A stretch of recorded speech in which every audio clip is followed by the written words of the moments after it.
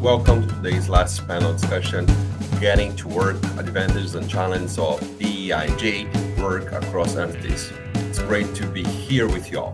I'm Caetano, taking a journey through Brazil, Mexico, Argentina, and the United States. I'm fortunate to be soaking in the Latino experience. Right now, I'm wearing a few hats. I work as the Climate Policy Director at the Community Climate Collaborative. I teach sustainable transportation at the University of Virginia, and I'm a member of the Latino Climate Council of the Hispanic Access Foundation. We are fortunate to have with us a diverse and accomplished group of speakers who bring a wealth of experience in the field of diversity, equity, inclusion, and justice, DEIJ. Our panelists will share insights, practical strategies, and engage in meaningful conversation on making our communities more inclusive and resilient. Among today's speakers, we have Brenda Perez, Equity and Engagement Program Analyst with the DC Department of Energy and Environment, pronounced she, her, ella. Brenda Perez is an award-winning community activist who is passionate about the environment and immigration. She has a master's degree in water resource management from the University of District of Columbia and is the Equity and Engagement Program Analyst for the Department of Energy and Environment. Recognizing that climate change, a time-sensitive issue, she strives to be inclusive and open up spaces for action in communities that have been impacted disproportionately. Toolan, Senior Manager of the Beautiful for All Coalition Strategy and Development in Latinos, pronounced Joe is the Senior Manager of American the Beautiful for All Coalition Strategy and Development at Green Latinos. He leads the diversity, equity, and inclusion and justice work in the Chesapeake and leads the implementation of 4 Chesapeake-focused grant programs. He has a background in community stewardship, behavior change, philanthropy, and organizational and network capacity building. He earned his bachelor's degree in geographical science with concentration in environmental systems and nature resource management from the University of Maryland, College Park, and an executive certification in nonprofit management from Georgetown University. Outside of NFWF, Joe is the chair of the State of Maryland Commission on LGBTQIA+ affairs, the chair of Annapolis Pride, a planning committee member for the Latino Conference, and the Chesapeake Watershed Forum. Finally, but not least, Josefina Doumbia, environmental engineer, PhD, Nature Forward board member, NUMS she, ella. Joe completed over 35 years of environmental and social experience in developing countries around the globe while working at the World Bank. Now, a recent retiree, she's at the board of directors. She's a board of directors, including a report of several environmental and social nonprofit organizations focused on nature preservation and climate solutions. As Joe is a strong advocate for expanding the outreach to non-English speaking and disadvantaged communities to empower them with knowledge and access to nature at all levels. She has been instrumental in having several environmental organizations materials translated into Spanish, sending Spanish channels for all on websites and delivering programs in Spanish.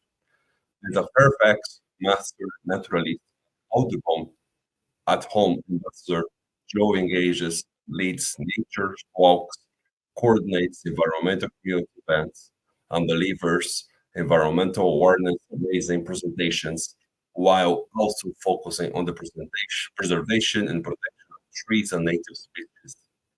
She is very proud of her backyard transformation and is a true natural sanctuary visited by numerous species.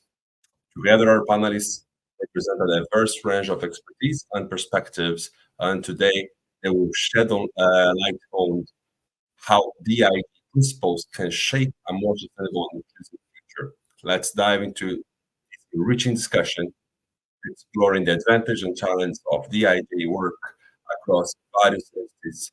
Thank you all for being here, and let's get started. Hi, everybody. Thank you for having us today. We're super excited to be part of the Naturally Latinos conference this year, and we're so excited to share a little bit about our work. And Caetano, gracias por introducirnos. Thank you for the introductions. And I'll kick us off a little bit. So I wanted us to do, like brief introductions. And maybe, since Caetano shared a little bit about our, like work experience, like, maybe we can make these introductions a little bit more personal. And I can kick us off. So my name is Brenda Perez Amador. I use she, her, ella pronouns. And yes, I'm really excited to be here right now. Currently, I work in DC local government for the Department of Energy and Environment. And I'm in the position of doing equity and engagement strategy work.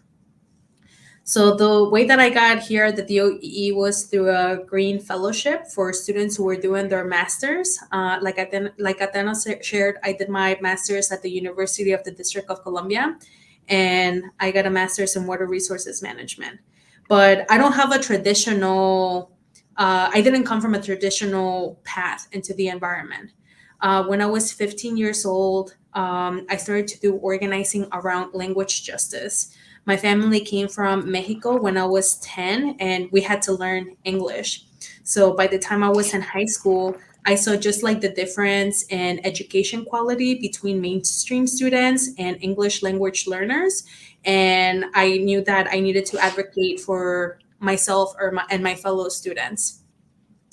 Then in high school, I did a little bit of immigration work because when I was a senior, like it hit me that you needed to have a citizenship in order to apply for financial aid and other grants and scholarships. So then my work transitioned a little bit into that. And when I was doing my bachelor's, I did civil engineering as my bachelor's. And I quickly realized that, yes, there are so many cool things about civil engineering work, but civil engineering is one of the branches that has like the most physical impacts into the environment. So I started to do and explore those environmental challenges and work with indigenous communities, who are the communities that are the most impacted by these big infrastructural projects. And yeah, so that's a little bit about me. Really, honestly, thank you for having me here. And I am so excited to share a little bit more about my insights and my work here. And now I'm gonna pass it to Joe Toolan so that he can, give us a little bit more information about himself. Thank you. Thanks, Brenda. And I'm really excited to be here also. A little bit more background on me.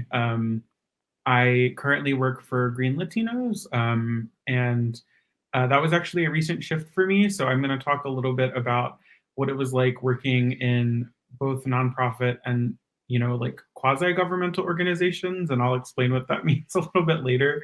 My personal background is also a little bit different than some of the other folks, and so I was born in Guatemala. I was adopted here to the U.S. 3 months after I was born, and so I grew up in a community and in a family that didn't look like me. It was a lot of white people and not many Hispanic people, and so I kind of grew up very similar to what other people have experienced, feeling like I was out of place and feeling like I didn't really have community that looked like me, and knowing that I didn't really fit in with the folks that I was around all of the time. But I also didn't have family to teach me a lot of the culture and history of my own background. And so that's a journey I've been on recently. I reconnected with my biological family actually last year for the first time. And still learning Spanish. I understand it a lot better than I can speak it. But it's been kind of this big piece of my journey. And I will say one of the reasons why I even made the switch to Green Latinos was to push me out of my comfort zone. And it's been a really exciting shift in my life to be in a workspace that is all people of color, all people with the shared cultura and history and all of that really I've just been learning for the first time. And so, again, I kind of bring the background working both for funders and now for nonprofits in this space. And I'm excited to share some of the work that I've done in the past to move DEIJ work forward in our space. And so I will now pass it to the other Joe to introduce herself. Thank you. It's incredibly exciting to be in this session, diversity and inclusion. Yes. I'm going to mimic a little bit of what Brenda indicated about her professional trajectory. I began as a chemical engineer. When I was finishing the school, I'd had the great opportunity to get this amazing, inspiring scientists from the UNDP that came to Colombia as a refugee from the Uruguay because they were having all of the political problems. He came to the university and he started speaking about nature, the guy from the United Nations, developing program. Immediately, I make the connection and I realize how I could use my chemical engineering knowledge and put it to the service of environment. If I knew so much of the stuff, I will go and look what is at the end of the pipe stuff as supposed to be on the front. And so that sort of set me into the environmental world. I have postgrad education here. I did a master's and a doctorate program in environmental engineering, and all my career has been on environmental aspects. As it was indicated before, I did most of my professional work on the developing world outside the United States. So through all of this time, I didn't know what was going on the back of my backyard, with the exception of this little garden that I began to groom and from which I started learning many, many things. When I finished my my professional career, I became a retiree. I realized that I had this amazing power, my superpower. I have the knowledge, I have the space, and I have to put this to the service of the ones who don't have access to this stuff. And who better than my people, the Latino people who don't speak Spanish, who don't have access to the culture. And then for me, it just became incredibly natural transition. I am a privilege knowing so much on this arena. I'm a privilege knowing and being in the circle of so many people who know about this stuff. My job then it is how I can help and bridge, the knowledge on that. So this is how the whole, circle of nature, diversity and inclusion, environment comes for Joe Doumbia. Thank you. Thank you to both of Joes. I didn't know that you were a chemical engineer. Yes, and ma'am.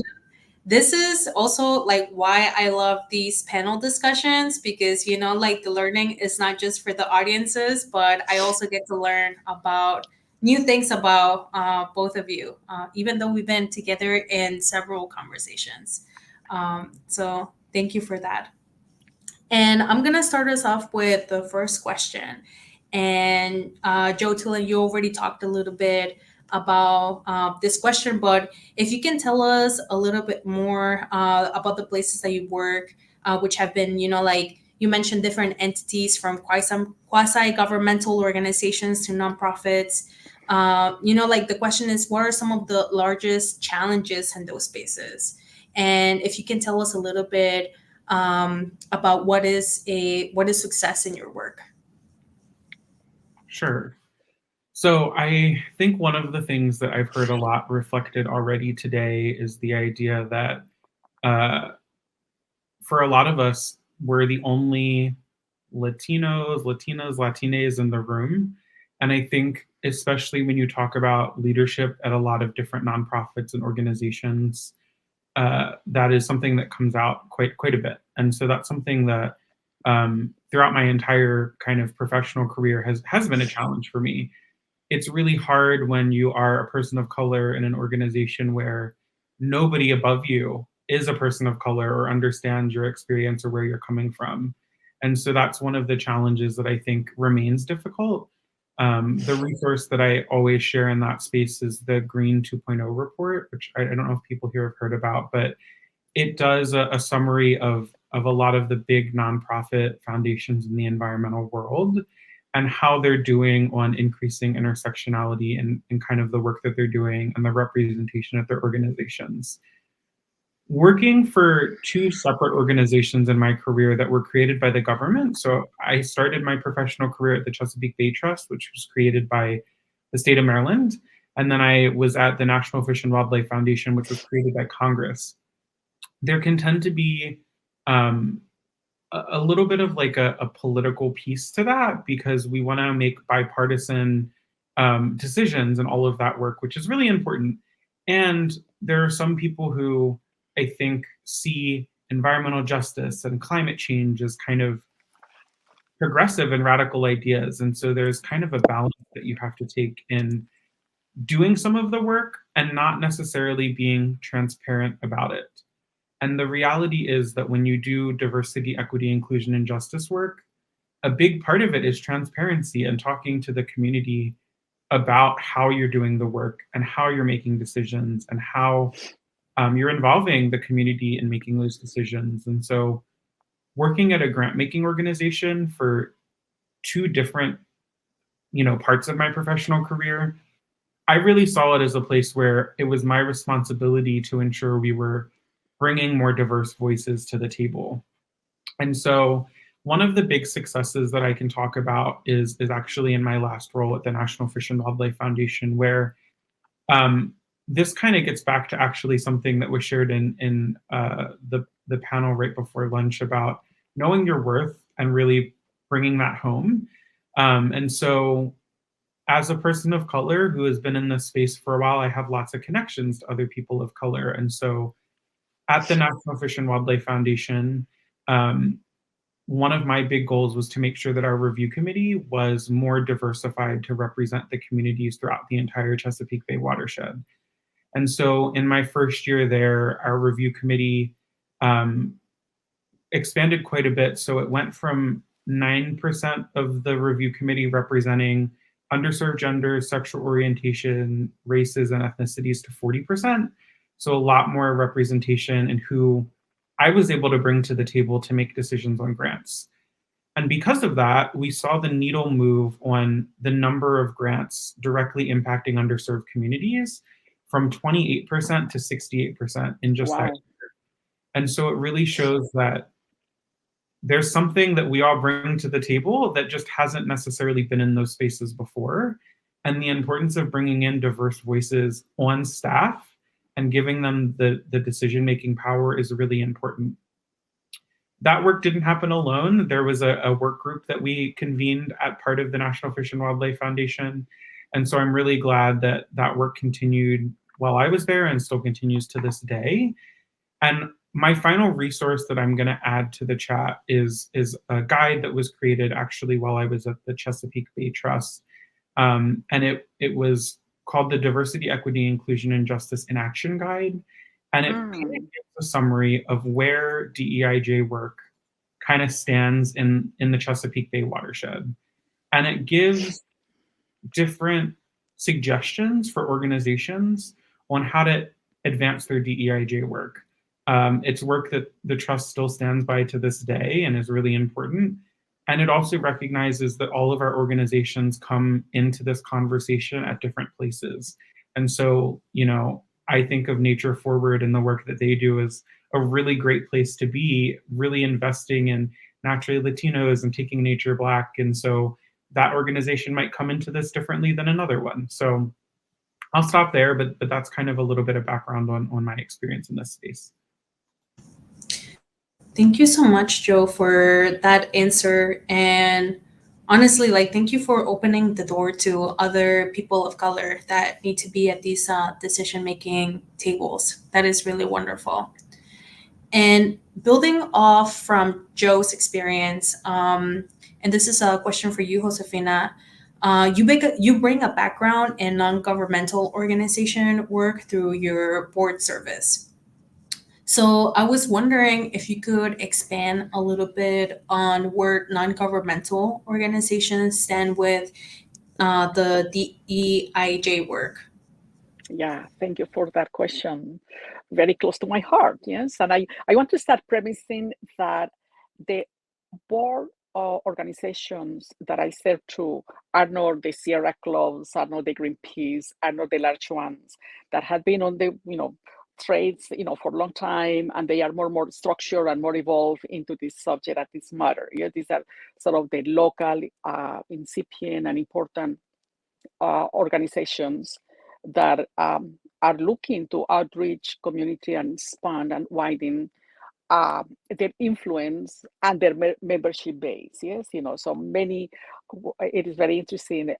Many reasons for which these organizations want to get into the DEIJ arena. It is because they want to widen the membership base.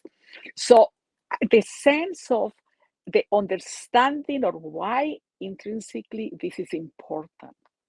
What does it mean for me as a nonprofit organization advocating for environmental justice, climate solutions, and social justice piece is relevant for the on the DEIJ arena. So there is still a very narrow and limiting understanding of why do we do this for. Sometimes I sit back and think, why, I ended up being in, so many, board member organization. Why I've been invited and I have to say no because I don't have the time. And then I realized that, I'm an amazing, a special and beautiful token for the nonprofit organizations. Just imagine, I'm Colombian, I'm a woman, I have professional in environmental all my career, and I work for the World Bank. So I tell you, it doesn't matter how good I am or not. I have all of the attributes that the nonprofit organizations can put on the board of directors and make it look very powerful. Yeah. The thing is that when an organization invites me, I just come as a Trojan horse. I know that I may be tokenized, but it is not going to be possible. If I come with a service, I come with a motivation, and I come to bring some understanding of this and to help the organization start moving forward a little bit on this dimension. Some organizations are much more advanced in that space. Some are, in the initial stages. And I think that having chosen and having invited also is an honor. It is not entitlement. So I humbly recognize that. And I feel that I owe to the organization to help them to navigate, the process and help them move into the right direction. So it has been for me hands on deck. I have done translation of, you name how many documents for the organization that I have been involved with. I have invited recently to one of the organizations to open the Spanish channel in their website and helping them to understand that people are not going to go and open the Spanish channel and get very excited, because it has been many, many, many years that the Spanish population has not have access to that. So our duty, it is offer the service and put it out there for people to eventually come and to make it happen. Because sometimes the organizations get disappointed. Oh, but they don't read, they don't open, that statistics don't show that they open. I said, well, come on, our duty, it is to put the communication out. So, there are so many elements to transition. And I know I'm excited on the possibility to really help and push this agenda. But this is my reading of the organizations where I work from. So I leave it there. And so we move forward. If there are questions, we deal with those later. Thank you. Thank you, Joe, for all of that. So many great snippets in there and things for us to all take. So I have a question for Brenda in particular. You come to this work through the government sector. And so I'm wondering if you can share some tools that the DC government, and maybe specifically your work with the Department of Energy and Environment, has created that advance the racial equity work in the District of Columbia. Yeah, thank you for that question, Joe. And Yeah, I bring this. I do have a lot of experience with local community organizing, but I started doing work in DC local government maybe like 3 years ago, 3 to 4 years ago. And some of the tools that have been really helpful and really incredible to see here and at the DOEE, well, one of them is the fact that we have an equity and engagement program analyst. And this is a position. I am the fourth person that is in this role, and I've had three predecessors, all of which who have done really incredible work. And the first equity and engagement program analyst, I believe, was hired when we published the Sustainable DC Plan 2.0 in 2015, 2016, around there. And the really cool thing about the Sustainable DC Plan is that, and the second version of it, after so many conversations with community members, like the DOE realized that we needed to include equity, education, and health in our Sustainable DC Plan, besides just the traditional topics of nature, water, parks. So that was that really came from community input. And a lot of the work that we do is like really influenced by what is happening in our communities. There is also this tool that we have been using, which is called the Racial Equity Impact Assessment Tool. And that tool specifically, again, it comes from the REACH Act, the Racial Equity Achieves Results Act that DC passed. And this got a lot of momentum, a lot of push in November 2020 following the mass protests for racial justice triggered by the murder of George Floyd. Um, the District of Columbia had a big massive wave of community support, so like we as a DC government agency, like we felt the pressure to needed to respond to the community members and really think about racial equity and how it impacts our work. So what the RIA does, the Racial Equity Impact Assessment Tool, for short, I'm going to be using the acronym RIA.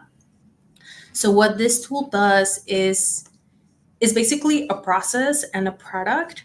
So anytime anybody in DC government is trying to implement a program or a policy, what this tool does is it gives you a series of questions to really dig into who is this going to impact, what is it that you're trying to do, who needs to be at the decision making table. So it's very much a systematic examination of how different racial and ethnic groups will be likely affected by whatever we're trying to implement, whether it's a policy or a program. And what it does is that, it helps us develop these strategies and actions to reduce those racial inequities for all of these different groups. So that's definitely one tool that I really love to use. This is something that is available to all DC government agencies.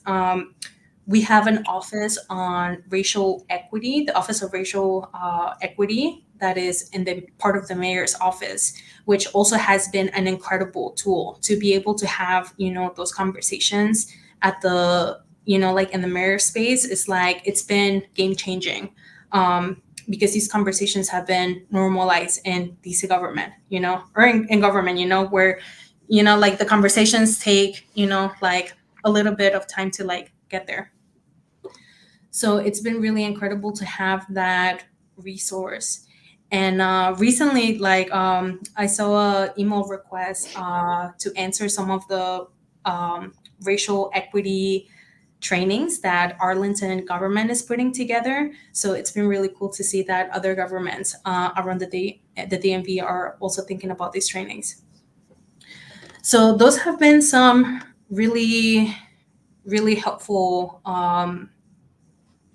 tools.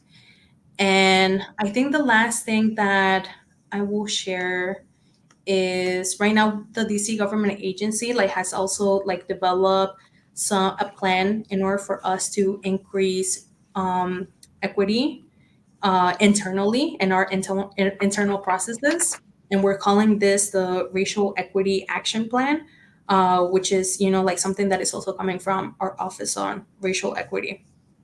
So there is a lot of external work that we're doing, and there is a lot of internal work that we're doing that I'm really excited about. And this panel is to talk a little bit about the challenges. So I'm also gonna touch a little bit on that. All of these tools are great. They're amazing, and it's really cool that we have a position like mine.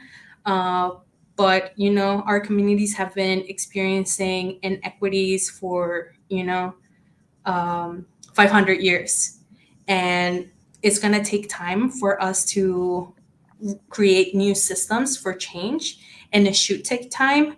Like Josefina was saying, our communities have been waiting.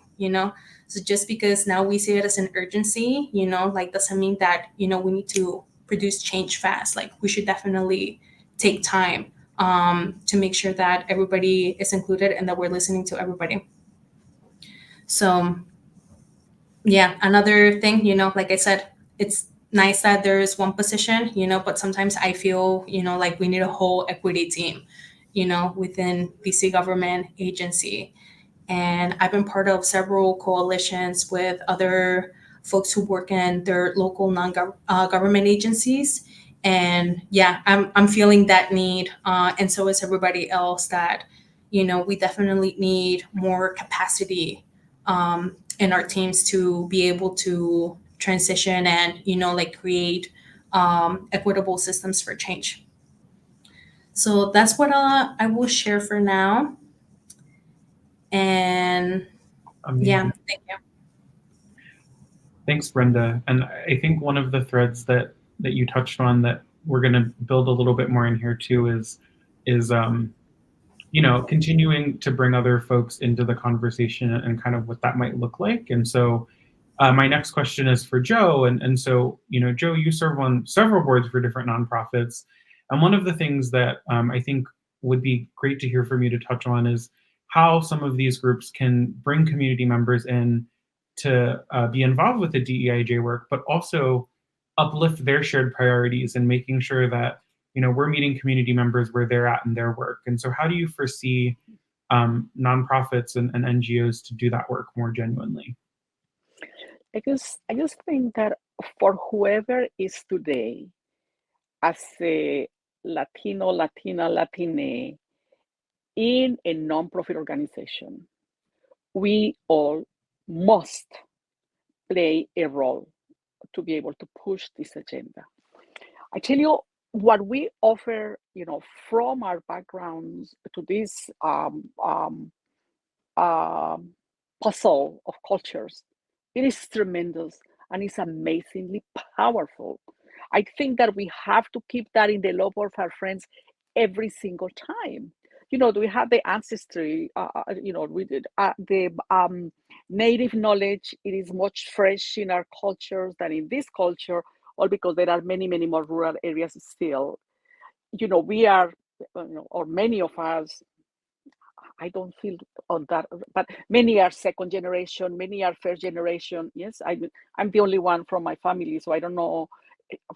Everybody's in Colombia, I'm here, so I don't know how do I place myself. Anyways, but that's a different story. But the point is that we bring so much that we have to be conscious of that and uplift ourselves on that possibility. We are entitled to ask the questions that we want, for the organization to develop on, in a very gracious way, in a very cooperative way. We can ask and challenge the organizations, what about doing this? What about organizing this? Have you considered? And raise the hand. Actually, we have to do the hard work. Unfortunately, nobody's going to do it for us. And it is always the job of the pioneers. You are the one who, push and do the heavy lifting. For those of us who are in this position, we just have that moral responsibility. Life had put us in that situation to open the door for the one behind. So, let's carry that with pride And so to the best of our abilities, let's try to do, what does it make sense for us to do? Depending on the level of the positions where you are in, if you are part of a committee of X, you have a space to do something like that. If you are in the coordinating level, if you are a leader, if you are on the board of the organization, you have your space and wavelength to be able to move and do things. Let me share a couple experiences that I and examples in practice what it has meant for me on illustrating what I'm talking about. I tell you, I was invited by the Plan Nova Natives organization a couple of years ago to attend a landscaper conference that they were giving for gardeners. The conference was absolutely great, but obviously it was a conference in English, yes? Normally and obviously, yes? It is dawned on me at the end of the conference that what if we do a conference like this for Spanish gardeners? And say, oh my gosh, it was such an incredibly great thing. So I went ahead at the end of the conference and talked to the lead of the organization and said, what if we do something like this? The woman is a visionary because she's really interested to transform the ecosystems, to remove invasives, and understand the gardeners are the people who are closest to the land and to help transform, all the areas that we are going to transform. So she had the vision, but she said, Joe, I don't speak Spanish. I cannot do that. I said, no, I will be your Spanish brain, and I will help you carry the boxes for you. I tell you, we had the first conference in February last year. It was an in-person conference. We have 146 Spanish gardeners attending a conference from 9 to 1. A record, because even the other conferences that they have done didn't have that very many people, yes? It was a lot of work. It was a lot of coordination. It was looking support from many, many places, but we pulled it through. Actually, that was an incredibly great reference and example, because what this organization realized is that yes, there is the appetite for the people to listen to these messages, the motivation to continue grooming and enhancing this possibility, and as a commercial, I'm going to take advantage, and we are having the second conference on March 8th. And it is going to be for Spanish speakers. The government of Fairfax opened their government building to host the event. So it's getting, recognition on that. So, you just, when you go with odd ideas, carry through, feel sort of the ownership of the process. Don't get frustrated because you are creating something new, you are creating something different, and we can make difference at many levels. So my invitation is for no matter where we are, we have to make the noise, we have to open the door, we have to create the space. We are empowered. I tell you, there is a recognition of the value of us sort of in general in this society. Come on, let's take advantage of that moment. Let's go for it and let's make it transformation, the collective transformation. This forum, it is great because we have the opportunity to exchange among so many of us, to do networking and to take names for what I can do this with this person in the future and whatnot. Yeah, so that's, I just want to leave it like that. For whatever their questions. No, I am ready. Thank you. And then, since I have the floor, I'm going to go ahead and ask Brenda a question from my angle. Yes, you have been discussing the importance of the collaboration between government agencies, nonprofits, and community leaders.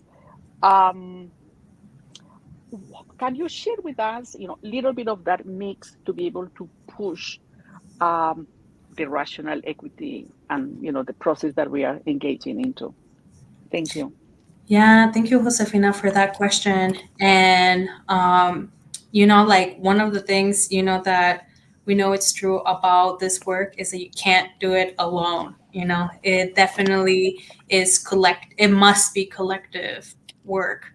Um, so in the work that I've been doing, especially with DC local government, my role has been very focused on these like meaningful collaborations with the idea that we're increasing accessibility and we're making our programs and funding more accessible and equitable for community members. One of the projects that I got to, and I'll give you an example. So one of the projects that I got to work on when I was hired to work in our Office of Urban Agriculture I had to manage our grants program, which is a grant that, gives money to urban farmers to do infrastructure and pay for their operations. For the first year, I ran the program, just the way that government tells you to run the grant program. And at the end of the grant program, because I love to hear feedback and like listen to people, I reached out and I asked, how was it? And urban farmers were like, we're urban farmers. We're not grant writers, So you have to like really redesign this whole process. And the numbers spoke for themselves. We have about 20 farms in the district that are considered urban farms. And we only received 6 applications, only 4 were eligible, and only 2 of them were able to spend the money.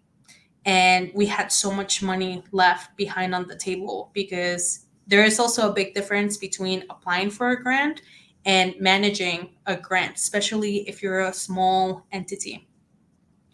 So we went back to the drawing board, and I was like, like what, like how can we, like rethink this system? So me and other teams within the DC government agency that had nothing to do with urban agriculture. Another team was very focused on donation and reuse, and another team was focusing on single-use plastic and how do we reduce that in businesses. So we all came together because we had the same problem of we want to make sure that our money is accessible to small, new, and historically excluded entities. But how do we do it?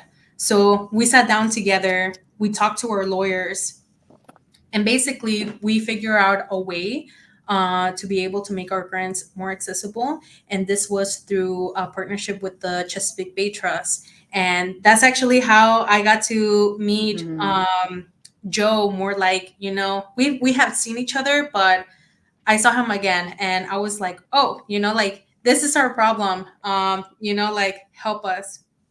And Joe was basically like, I got you. Like, this is what I do, let's do this. But so our teams were able to do this partnership with the Chesapeake Bay Trust through a grant. And basically, we were doing the technical, given the technical resources and technical expertise, and the Chesapeake Bay Trust, their grant system is like so accessible. Like communities can even go and submit an application before the official deadline and ask for feedback, which is something that government can't do. So after the first year, the urban agriculture team, instead of 6 applications, we jumped to receiving about like 20 applications, which is the majority of the DC urban farms. And we were able to fund 8 entities as opposed to just 2. And we spent all of our money, and like the work was so beautiful. And if you talk to urban farmers today that have benefited from this grant, like you can really see the impact. Because even like, like $10,000 goes a long way. So that was really cool. And all that to say, like it's important to do this work collaboratively. And it wasn't easy on our end. We definitely had to, like really think strategically about like how we were gonna propose this to the lawyers and our team. But we pushed the boundary, and it took a lot of time and a lot of effort, but it was well worth it. One of the like things that we were able to talk to our lawyers about, because there was a big question of like, why do you want to give this money out to another entity? Like, why can we do it ourselves? And we put a big emphasis on investing in small, new, and historically excluded entities. And the reason, is these are the experts in the environmental justice work. Frontline communities Excellent. Oh, sorry. are experiencing the impacts of climate change. Therefore, they are the best to tell us like what are the solutions that we need. So we need to position our communities as experts, because that's what they are. They need to be at the decision-making table. They need to be, when we're, determining what the policy is going to be. But of course, we have to be very careful, because we can't just tokenize them. We can't just invite them, without thinking about like what is it that they need in order for them to be successful in these tables. So like thinking about resources of like, language access, stipends, the way that we refer to them, the way that the room is set up, like little things like that can really like enhance the experience. So we really need to be thinking about like how do we build these spaces for meaningful engagement with our communities. And like I said, it takes time, and it takes like open conversations and transparency, like Joe was talking about. Like it's gonna take a long time, and even if you messed up, even if like it didn't work out, then you continue those conversations and you keep on pushing, like how do we make this work. Another thing that I wanted to touch on a little bit was this idea of intersectionality. So when we're reaching out to our communities, like sometimes it's hard for them to just like see themselves or just, like focus on environmental justice, but we also need to be thinking about what other priorities they have, like health, gun violence, and other themes like that. And I'll stop right there because I'm definitely munching on this time, but yeah, thank you.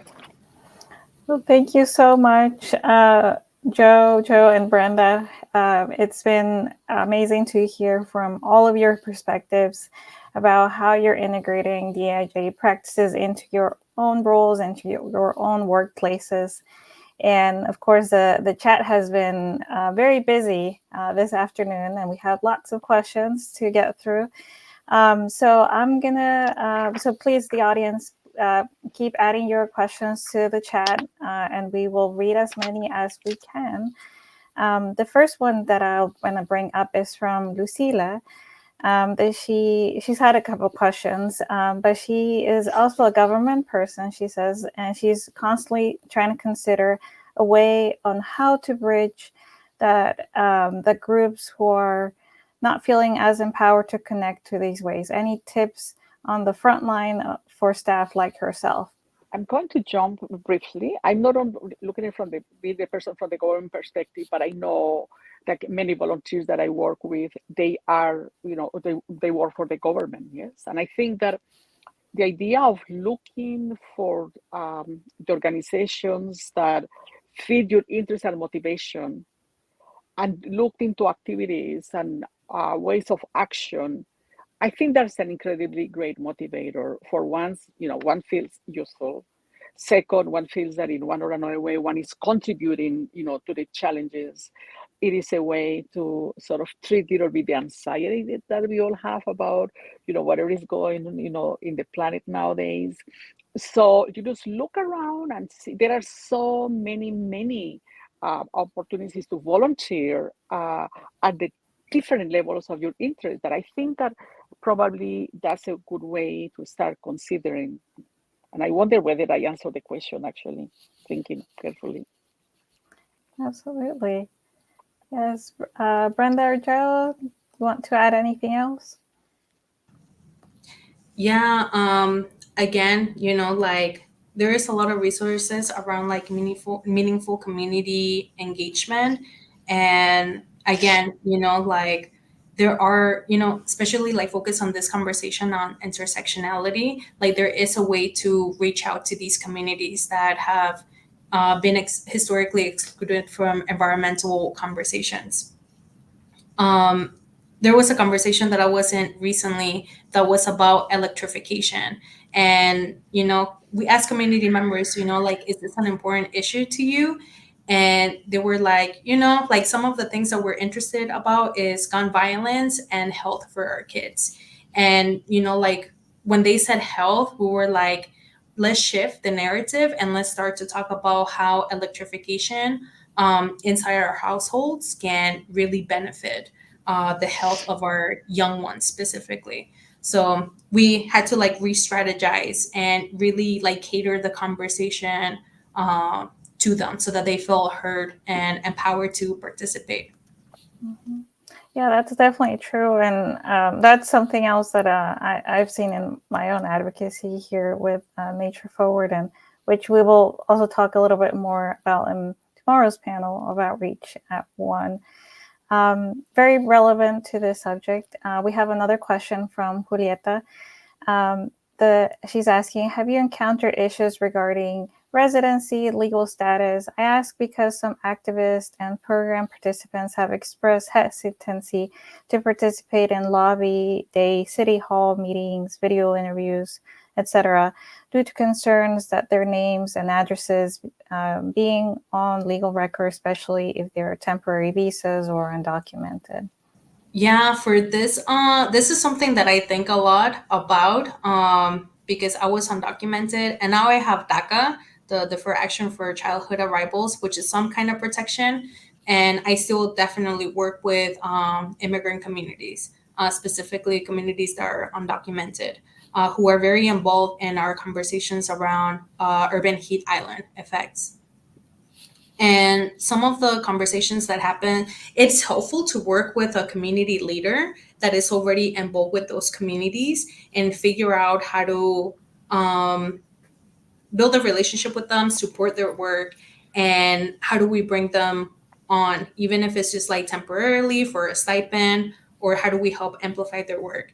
And we've been relying on these community leaders, and they have been able to help entities like mine like bridge those relationships and really ensure communities that like this is a safe space. Let them know, like what happens when you take their name. Also, if name is not necessary, like you don't have to provide that. So we go through all of those steps, like what happens to your information, like what happens, like who do we talk to? And we assure them that we don't work for the federal government.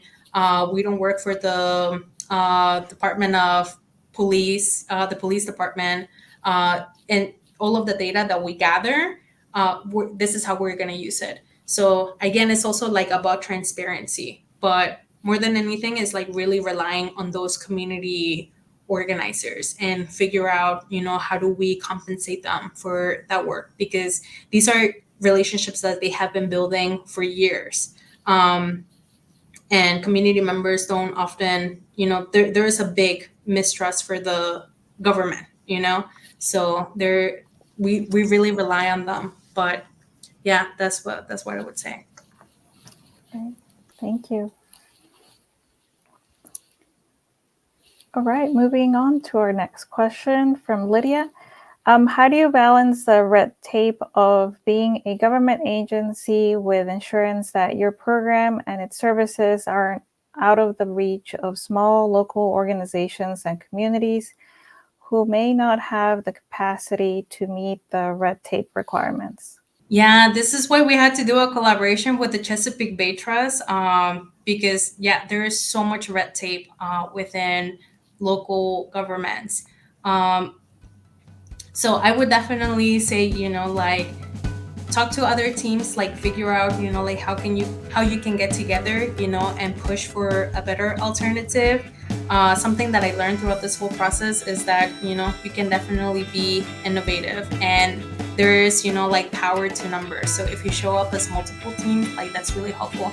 And then also be very transparent with people about like what is that red tape, and listen and not just dismiss it, but acknowledge that it is a challenge.